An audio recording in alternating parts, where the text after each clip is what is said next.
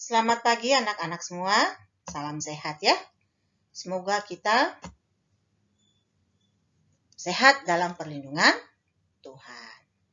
Oke, pagi hari ini kita akan mulai pelajaran kita dengan materi yang akan kita bahas, kelarutan, lambangnya S, dan hasil kali kelarutan, lambangnya KSP. Kelarutan. Kelarutan adalah jumlah zat maksimum yang dapat larut dalam tiap liter larutan pada suhu dan tekanan tertentu. Kelarutan dapat dinyatakan dengan mol per liter, gram per liter, atau miligram per liter. Adapun faktor-faktor yang mempengaruhi kelarutan, 1. Jenis pelarut. Senyawa polar akan lebih mudah larut ke dalam pelarut polar. Contohnya, gula dan garam, NaCl, terlarut dalam air. Senyawa nonpolar akan mudah larut ke dalam pelarut nonpolar. Contohnya, lemak mudah larut pada minyak. Yang kedua, suhu. Kelarutan zat padat dalam air akan semakin tinggi bila suhunya dinaikkan. Adanya panas mengakibatkan jarak antar molekul renggang dan gaya tarik-menariknya melemah, sehingga mudah terlepas oleh gaya tarik-menarik molekul air. Berdasarkan daya larut zat terlarut, larutan dapat dikelompokkan dalam 3 jenis. 1. Larutan tidak jenuh, yaitu larutan yang masih dapat melarutkan zat terlarut. Yang kedua, larutan tepat jenuh, larutan yang tidak dapat lagi melarutkan zat terlarut. Yang ketiga, larutan lewat jenuh, larutan yang tidak dapat lagi melarutkan zat terlarut dan terdapat endapan. Nah, ini gambar larutan tidak jenuh nomor 1. Ya. Yang kedua, larutan jenuh nomor 2 ini. Kemudian ini gambar larutan lewat jenuh yang terdapat endapan. Hasil kali kelarutan. Zat-zat yang sukar larut dalam air berada dalam kesetimbangan dan mempunyai harga tetapan kesetimbangan sangat kecil. Untuk menyatakan jumlah ion-ion yang berbeda dalam kesetimbangan pada zat yang sukar larut dalam larutan tepat jenuh, digunakanlah istilah hasil kali kelarutan. Hasil kali kelarutan adalah hasil kali konsentrasi ion-ion dari elektrolit sukar larut dalam larutan tepat jenuh dipangkatkan koefisien reaksinya. Ini yang harus diingat ya. Dipangkatkan koefisien reaksinya. Berarti hubungannya dengan persamaan reaksi. Hasil kali kelarutan ditulis atau notasinya dengan KSP. Sementara kelarutan notasinya adalah S, di mana satuannya adalah mol per liter. Tetapan hasil kali kelarutan. Suatu reaksi, tetapan kesetimbangan dari kesetimbangan antara garam dan basa yang sedikit larut. Nah, ini contohnya. Ag2CrO4 solid, jadi 2Ag plus ditambah CrO4-2 aqua. Nah, tetapan kesetimbangannya KSP Ag2CrO4 sama dengan konsentrasi Ag plus 2 pangkat 2. Maka 2 ini adalah asalnya dari koefisien reaksi Ag plus adalah 2. Kali konsentrasi CrO4-2, konsentrasinya pangkatnya 1. Kenapa? Koefisien dari CrO4-2 adalah 1. Nah, contoh-contoh KSP lainnya yaitu AgSCN, jadi Ag plus tambah SCN min. KSP-nya konsentrasi Ag plus kali konsentrasi SCN min. Karena koefisiennya masing-masing 1. Ca3PO4 2 kali, jadi 3Ca plus 2 tambah 2PO4 min 3. KSP-nya konsentrasi Ca plus 2 pangkat 3. Karena koefisien Ca plus adalah pangkat 3 ini, 3 ya. Kali konsentrasi PO4 min 3 pangkat 2. Koefisiennya adalah 2, maka pangkat 2. Na2 CO3 menjadi 2Na plus tambah CO3 min 2. Maka KSP-nya konsentrasi Na plus pangkat 2, koefisiennya ini 2, kali konsentrasi CO3 min 1 pangkat ini. Sini kenapa? Karena koefisiennya adalah. Nah, kita masuk kepada hubungan kelarutannya S dan hasil kali kelarutan KSP. Besarnya harga KSP untuk senyawa yang sukar larut dalam air dapat digunakan untuk menentukan jumlah senyawa yang larut. Sebaliknya, konsentrasi ion-ion yang ada dalam keseimbangan larutan jenuh dapat digunakan untuk menentukan KSP senyawa tersebut. Nah, bagaimana hubungannya? Ini ya. Ag2CrO4 jadi 2Ag plus tambah ya. Ini S, kemudian ini 2S. Kenapa? Karena koefisiennya 2. Ini S. Sehingga KSP-nya konsentrasi Ag plus dari sini angka 2 karena koefisiennya adalah 2. Kali konsentrasi CrO4 min 2 yang dari sini pangkat 1. Ya, dimasukkan nilainya, maka 2S pangkat 2 kali konsentrasi S. Sehingga dapatlah KSP 4S pangkat 3. Nah, contoh lain kita lihat. AgSCN jadi Ag plus tambah SCN min. KSP sama dengan konsentrasi plus ya, Ag plus kali konsentrasi SCN min.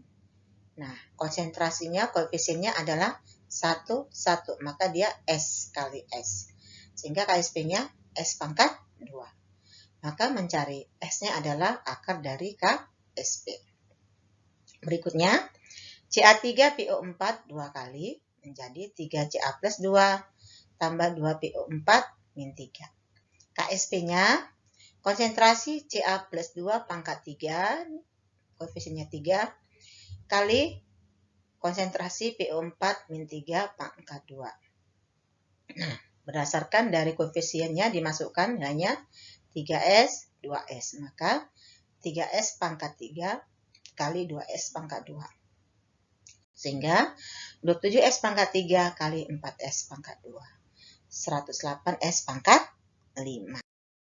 Nah, dari KSP 108S pangkat 5, sehingga S-nya menjadi akar 5 KSP per 108. Yang ketiga, Na2CO3 menjadi 2Na plus tambah CO3 min 2. Di mana KSP konsentrasi Na plus pangkat 2 kali konsentrasi CO3 min ya 2. Sehingga ini 2S kali S, maka 2S pangkat 2 karena koefisiennya 2 kali S sehingga 4S pangkat 3. Demikian S-nya sama dengan akar 3 dari KSP bagi 4. Nah, kita masuk ke dalam contoh soal. Sebanyak 4,35 mg Ag2CrO4 dapat larut dalam 100 ml air. Nyatakanlah kelarutan Ag2CrO4 tersebut dalam mol per liter di mana ArO16, Cr52 dan Ag108. Kita lihat penyelesaiannya ya. Di mana kelarutan S ya harus dalam molaritas yaitu N per V. Nah, kita masukkan ini kan rumusnya mol, ini kan mol per volume. Di mana mol didapat dari massa dibagi mR. Nah, mR didapat dari AR ini. Ibu nggak jelaskan lagi mencari mR. Sudah, setelah didapat mR-nya adalah 332. Kemudian masanya ini adalah miligram ubah ke dalam gram, maka 4,35 kali 10 pangkat min 3 gram. Sehingga molnya massa Ag2CrO4 dibagi MR-nya, sehingga 4,35 kali 10 pangkat min 3 gram dibagi 332 gram per mol. Dapat 1,31 kali 10 pangkat min 5 mol. Yang di atas volumenya adalah 100 ml, ubah ke dalam liter. Menjadi 0,1 liter. Sehingga kelarutannya, karena yang ditanya ada kelarutannya ya, mol per volume. Tadi mol sudah ada 1,31 kali 10 pangkat min 5 mol, maka volumenya 0,1, maka ini dibagi 0,1 liter.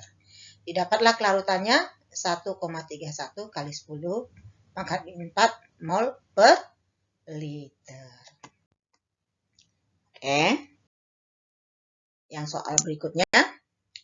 Jika kelarutan garam perak sulfat dalam air murni adalah 1,5 kali 10 pangkat min 5 molar. Tentukanlah hasil kali kelarutan garam tersebut. Kita lihat penyelesaiannya ya. Di mana garam perak sulfat rumusnya adalah Ag2SO4. Ini menjadi, kita ionkannya 2Ag plus tambah SO4 min 2. Nah, ini koefisiennya kan 1, 2, 1. Sehingga S, 2S, S. Maka KSP sama dengan konsentrasi Ag plus pangkat 2. Yang ini ya. Karena ini koefisiennya 2. Kali konsentrasi SO4 min 2. Ini 1. Maka konsentrasi 2S pangkat 2 kali S didapatlah 4S pangkat 3.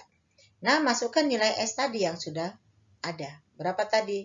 Yang ini 1,5 kali 10 pangkat min 5. Dimasukkan 4 kali 1,5 kali 10 pangkat min 5 pangkat 3. Nah, pangkat 3 yang ini pangkat 3 ya.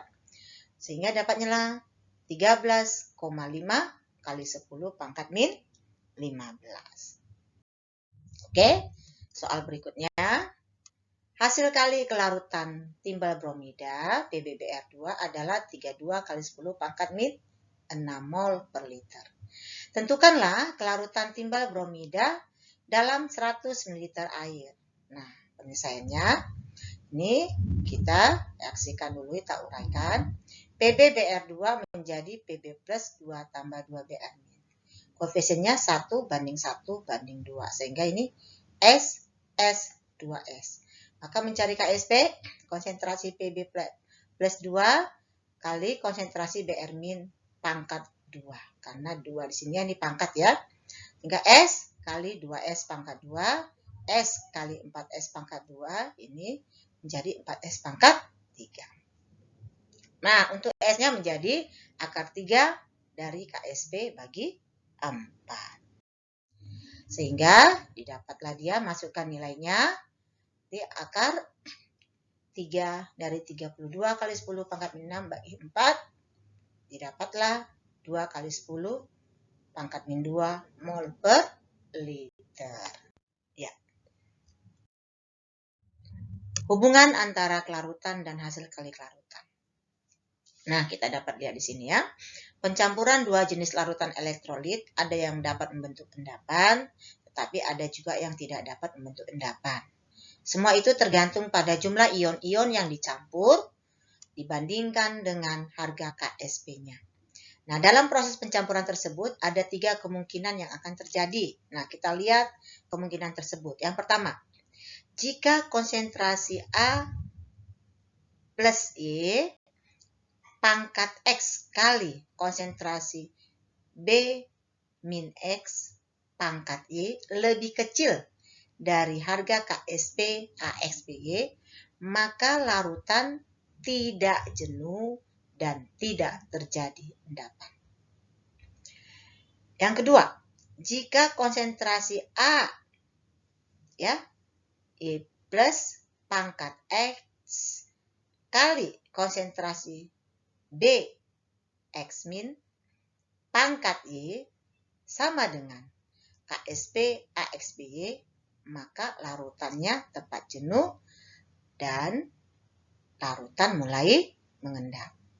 Yang ketiga, jika konsentrasi A Y plus pangkat X kali konsentrasi B, X min, pangkat Y lebih besar dari KSP AXBY, maka larutan lewat jenuh dan terdapat endapan. Nah, kita lihat contoh-contoh dari pernyataan berikut ya.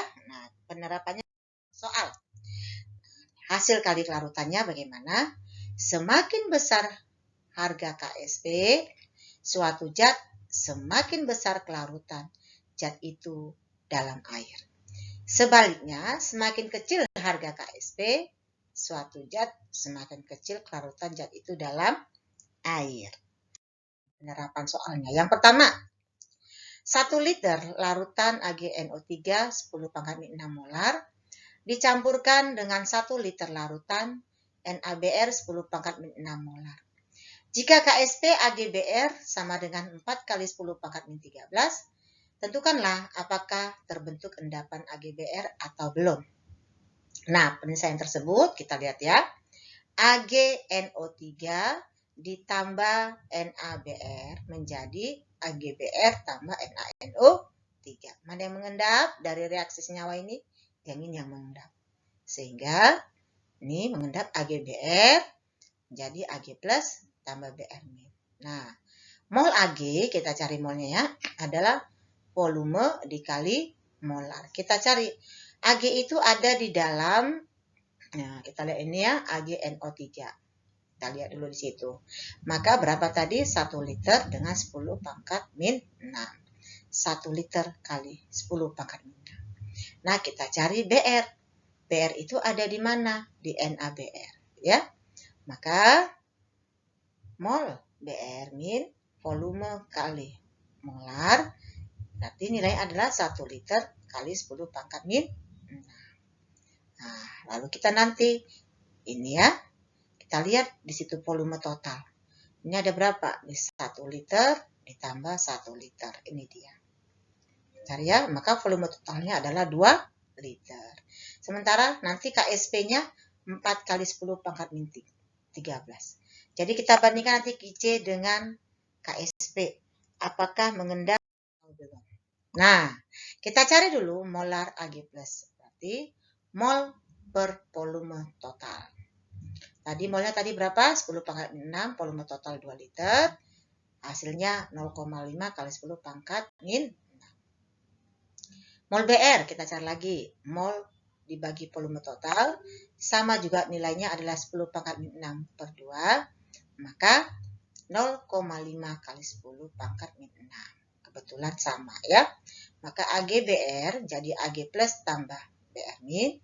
Maka Qc-nya konsentrasi Ag plus kali konsentrasi Br min. Dimasukkan nilainya ini 0,5 kali 10⁻6 sama ya, menjadi 25 kali 10⁻⁻14. Sementara KSP adalah 4 kali 10⁻⁻13 yang di atas. Kita bandingkan ya dengan 2,5 ya kali 10⁻⁻13. Kenapa? Karena dari 25 kali 10⁻⁻14 adalah 2,5 kali 10⁻⁻13. Sehingga Qc ya lebih kecil dari harga KSP. Karena lebih kecil, maka larutan itu belum mengendap.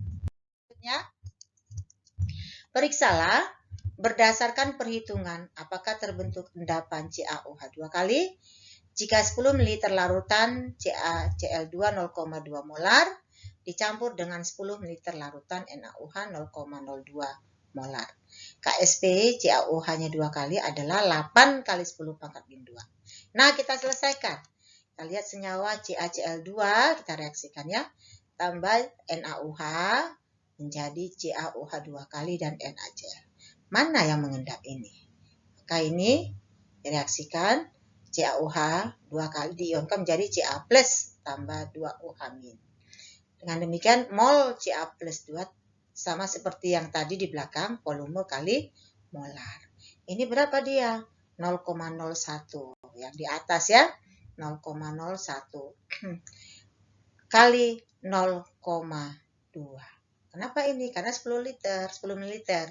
10 ml adalah 0,01 liter ya, kali 0,2.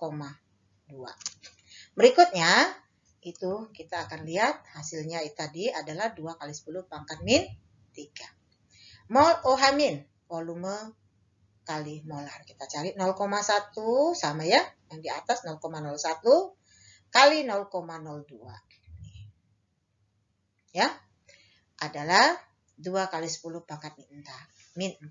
Volume totalnya tadi adalah 10 tambah 10 ini.